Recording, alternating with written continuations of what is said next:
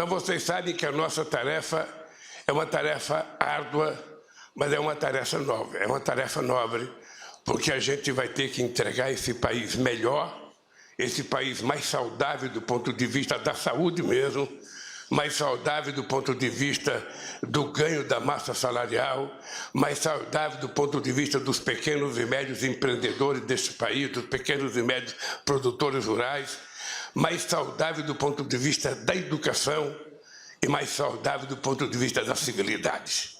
Esse país vai voltar a viver democracia. E isso foi mostrado na nossa posse. Eu recebi um telefonema de uma pessoa importante que vocês conhecem, talvez um dos melhores escritores do país, o Fernando de Moraes. Fernando de Moraes me telefonou para dizer o seguinte: ele tinha participado da posse na Argentina em 1972. E ele dizia que aquela posse da Argentina tinha sido a posse mais bonita que ele tinha visto.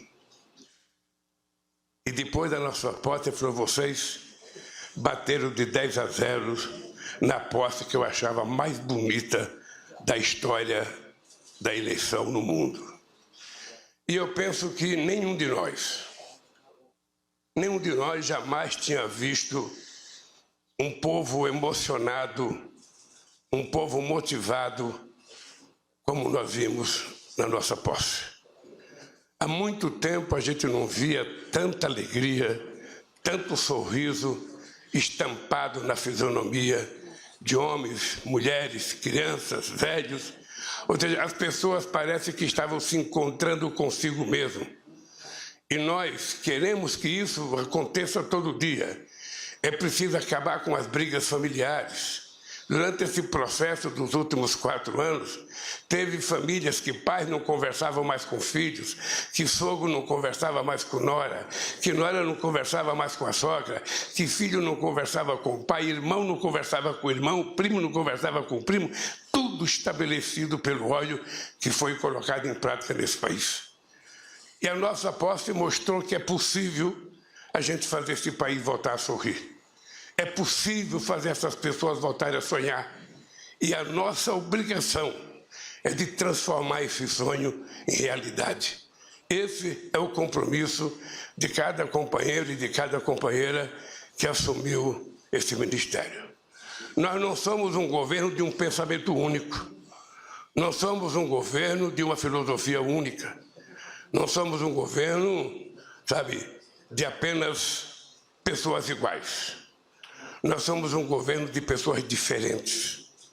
E o que é importante é que a gente, pensando diferente, tem que fazer o esforço para que na construção do nosso processo de reconstrução desse país, a gente pense igual, a gente construa igual.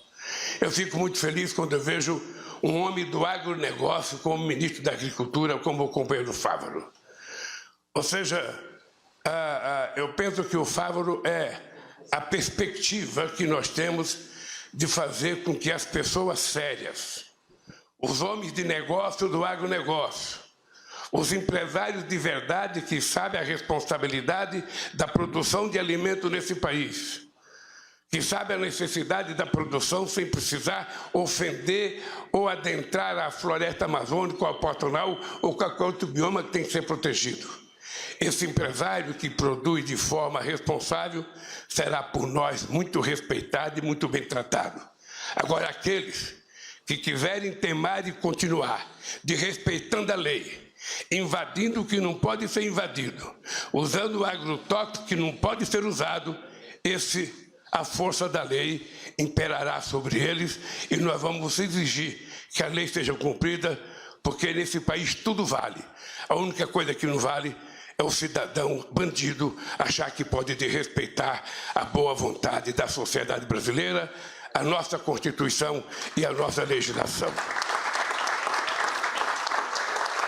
Todos nós sabemos o compromisso extraordinário que nós assumimos durante a campanha com a volta do crescimento desse país, com a geração de empregos e com o crescimento da massa salarial. É possível a gente fazer a economia voltar a crescer, é possível a gente voltar a crescer com muita responsabilidade, é possível a gente voltar a crescer com distribuição de renda e de riqueza, e é possível a gente gerar um emprego em que garanta ao trabalhador um pouco de seguridade social. Nós queremos efetivamente investir muito no fortalecimento do sistema cooperativo nesse país.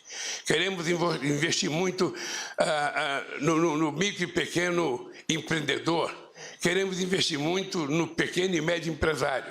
Mas nós queremos que o trabalhador tenha um mínimo de seguridade social, que ele tenha garantia de previdência, que ele tenha garantia de registro, que ele tenha garantia de que quando, por motivo qualquer, ele estiver em possibilidade de trabalhar, o Estado garanta a ele o mínimo de segurança. Porque senão a gente não terá um mundo de trabalho sadio e saudável, a gente terá um mundo de barbárie. Todo mundo sabe o nosso compromisso com a educação. E na educação eu fiz questão de convidar o companheiro Camilo para ser o ministro da Educação, porque dentre todos os estados brasileiros, o Ceará é o estado que ao longo de muitos anos vem tendo a mais importante história de educação fundamental e de ensino básico. Ou seja, inclusive talvez seja o estado com mais quantidade de escolas em tempo integral.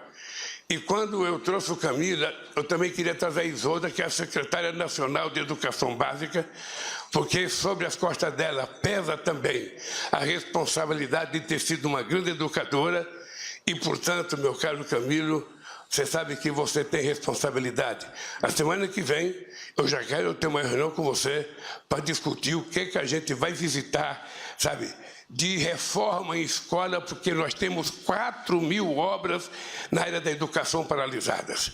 Eu não sei se é creche, não sei se é universidade, não sei se é Instituto Federal, mas o que tiver, a gente vai ter que colocar a mão na massa para que a gente possa produzir e reconstruir, melhorando a educação, gerando emprego e pagando os salários que o povo brasileiro precisa ganhar.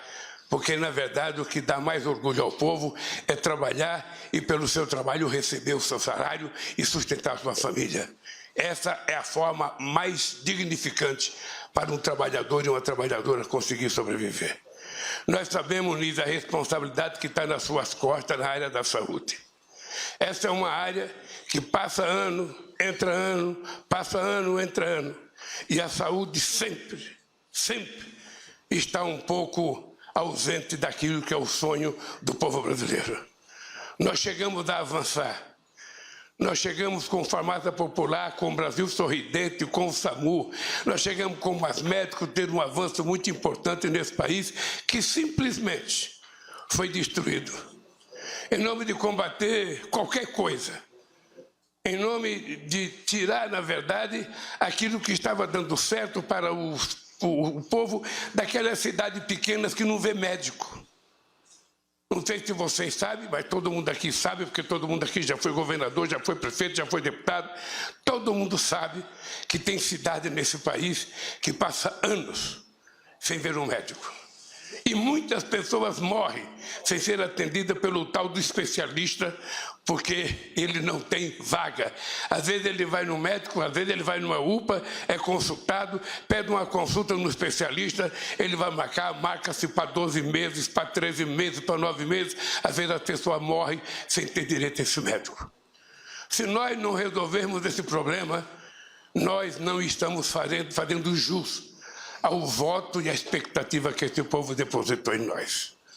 Por isso, meus queridos companheiros e companheiras, nós estamos fazendo essa reunião aqui.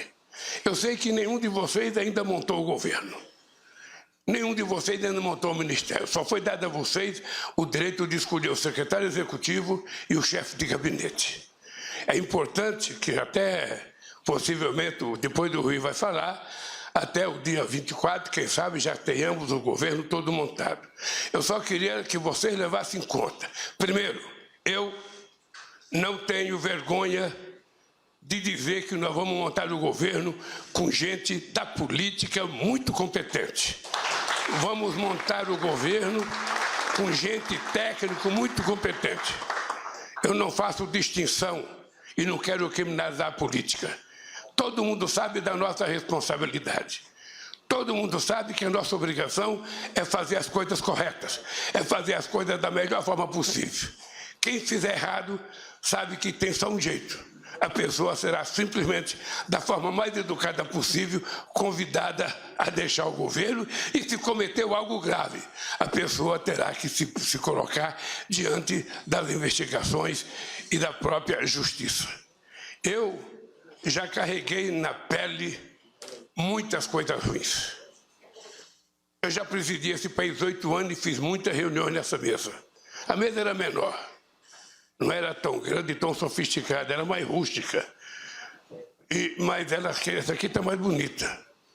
E eu só tenho um compromisso com esse país. Primeiro, ser honesto com o povo brasileiro e ser leal e honesto com vocês. Eu primeiro sou grato a todos vocês terem aceito o convite que foi feito para vocês fazerem parte do governo. Segundo, muitos de vocês são resultado de acordos políticos. Porque não adianta a gente ter o governo tecnicamente mais formado em Harvard possível e não ter um voto na Câmara dos Deputados e não ter um voto no Senado. É preciso que a gente saiba que é o Congresso que nos ajuda. Nós não mandamos no Congresso. Nós dependemos do Congresso e, por isso, cada ministro tem que ter a paciência e a grandeza de atender bem cada deputado, ou cada senador, ou cada senadora que o buscar. Porque, senão, quando a gente vai pedir um voto, que a gente vai falar com o deputado ou com o senador, ele diz, não, eu não vou votar porque eu fui em tal ministério, nem me receberam, me deram um chá de cadeira de 4 horas, o ministro nem serviu um cafezinho, uma água, eu não quero isso. Nós temos que saber que nós é que precisamos manter uma boa relação com o Congresso Nacional e cada um de vocês, ministros, tem a obrigação de manter a mais harmônica relação com o Congresso Nacional. Não tem importância que você divija de um deputado ou do senador. Quando a gente vai conversar, a gente não está propondo casamento. A gente está propondo aprovar uma tese ou fazer uma aliança momentânea em torno de algum assunto que interessa ao povo brasileiro. E eu quero dizer para vocês que vou fazer a mais importante relação com o Congresso Nacional que eu já fiz. Eu já tive 8 anos na presidência e eu quero dizer aos líderes, ao Jacques Wagner, ao Guimarães, ao Randolph, que dessa vez vocês não se preocupem, que vocês vão ter um presidente disposto a fazer tantas quantas conversas for necessário com as lideranças, com os partidos políticos, com o presidente Rodrigo Pacheco e com o presidente Arthur Lira. Não tem veto ideológico para conversar e não tem assunto proibido em se tratando de coisas boas para o povo brasileiro. Então eu quero que vocês saibam que vocês contem comigo, porque eu tenho consciência que não é o Lira que precisa de mim. É o governo que precisa da boa vontade da presidência da Câmara. Não é o Pacheco que precisa de mim. É o governo que precisa, sabe, de um bom relacionamento com o Senado. E assim nós vamos governar esses 4 anos. Eu tenho dito para todo mundo que esse será o mandato da minha vida. Todo mundo sabe que eu tenho uma obsessão para acabar com a fome nesse país, eu tenho uma obsessão para garantir e melhorar a saúde para esse povo, e eu tenho uma obsessão porque eu conheço muita gente que morreu com receita no criado, e na beira da cama e não tinha 50 reais para comprar o remédio. E agora a questão da educação. Nós precisamos, de uma vez por todas, dar um salto de qualidade no ensino fundamental e no ensino básico. É preciso que a gente tome consciência. Se a nossa criança não for bem formada no ensino fundamental, no primeiro, no segundo, no terceiro, no quarto, na 5ª série, se ele não for bem formado, ele terá mais dificuldade de amanhã se transformar numa pessoa intelectualmente mais preparada, num profissional mais preparado. E o Brasil precisa dessa gente bem formada, porque o Brasil não pode passar mais um século exportando minério de ferro e só exportando soja ou milho. Nós temos que exportar conhecimento, exportar inteligência, importar coisa mais sofisticada com valor agregado para que esse país dê um salto, deixe de ser um país em desenvolvimento e passe definitivamente a ser um país desenvolvido, fazendo parte daqueles países que se orgulha de ter o seu povo tomando café, almoçando e jantando todo dia, de ter o seu povo com qualidade educacional, de ter o seu povo com qualidade, sabe, de moradia, de ter o seu povo com qualidade de vida, que é o que todos nós prometemos durante toda a nossa vida. Por isso, companheiros e companheiras, nessa primeira nossa reunião, Margarete, se prepare, porque nós vamos ter que fazer uma revolução cultural nesse país. Se prepare que nós vamos fazer, esse povo precisa de cultura, porque parte da violência que existe nesse país, ela não existe por falta de polícia, Flávio Dino, ela existe pela ausência do Estado no cumprimento das suas obrigações. Está faltando escola, está faltando saúde, está faltando lazer, está faltando esporte, está faltando quase tudo.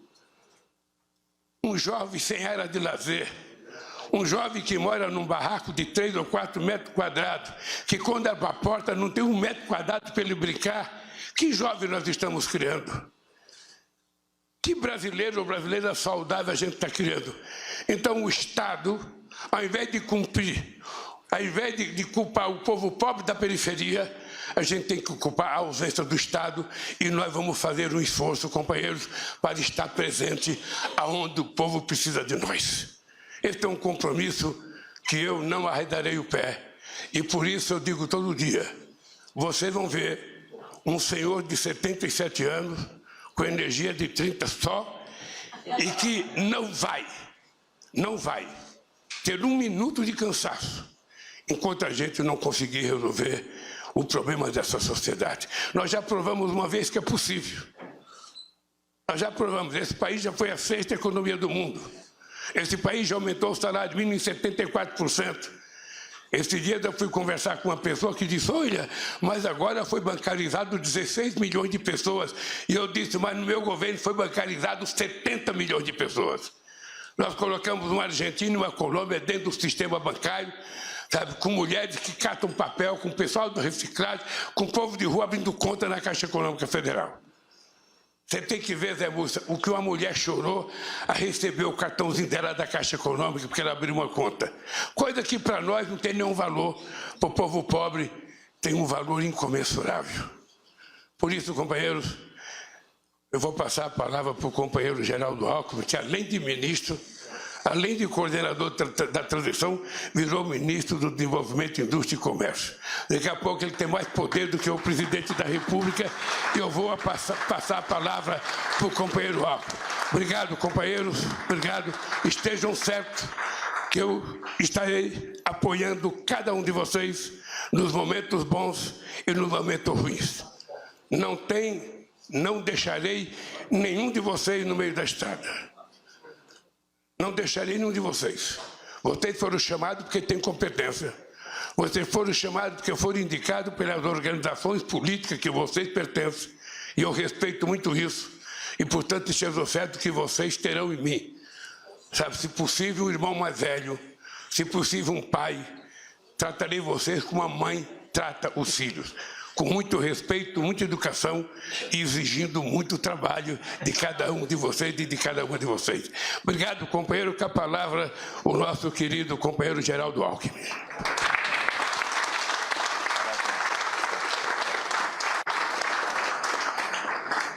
Bem, companheiro presidente. Presidente Lula, disse que na posse com o ministro eu falei muito. Então eu vou falar pouquinho para compensar. Mas uma alegria, hoje é dia 6 de janeiro, é um dia histórico, onde nos encontramos aqui na primeira reunião ministerial do presidente Lula, e 6 de janeiro é o dia dos Reis Magos e o dia da gratidão. E acho que nós temos aqui 2 gratidões siamesas, duas gratidões que se complementam, ao povo brasileiro e ao presidente Lula. ao povo brasileiro. O povo brasileiro deu uma aula, porque olha que em quase 50 anos de vida pública, eu nunca tinha visto um uso e abuso da máquina pública como ocorreu nessa última eleição.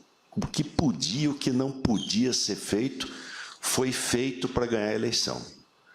E a resiliência, o espírito correto prevaleceu. O povo deu uma aula. E o povo mais simples e mais sofrido, os mais desfavorecidos. E é impressionante esse sentimento da gratidão. Antes da posse, presidente, finzinho de dezembro, eu, perto de casa, tenho um boteco, apelidei de Palácio do Português, o Boteco do Português, que eu ia despachar lá, eu fui a pé e tem um ponto de táxi ali na esquina. Eu, doutor Geraldo. Aí fui lá, dei um abraço neles, e um deles, ele é aposentado. Então, ele deve ganhar um salário mínimo do INSS e fica ali no ponto de táxi para poder complementar um pouco a renda. Olha, queria agradecer. Nós já tivemos, pela primeira vez, aumento real do salário mínimo. Aí foi o Wellington, cadê o Wellington? O Wellington que colocou, foi 1,5%, não foi, Wellington? Impressionante, foi 1,5%, mas foi aumento real. Transmita ao presidente Lula o nosso agradecimento. Transmita a ele o nosso abraço. Já tivemos esse ano o aumento real do salário mínimo. Acho que nós temos a gratidão ao povo brasileiro, que deu uma aula de democracia, e gratidão ao presidente Lula, porque só ele ganharia essa eleição. Ninguém mais ganharia essa eleição. E gratidão a gente retribui com trabalho. Então, a nossa responsabilidade de cada um de nós aqui é enorme, né? Enorme. Frente ao presidente, que nos proporcionou essa confiança, essa oportunidade de trabalharmos pelo povo, e frente ao povo brasileiro, que deu uma aula nesse processo democrático. Bom trabalho, presidente Lula. Conte conosco.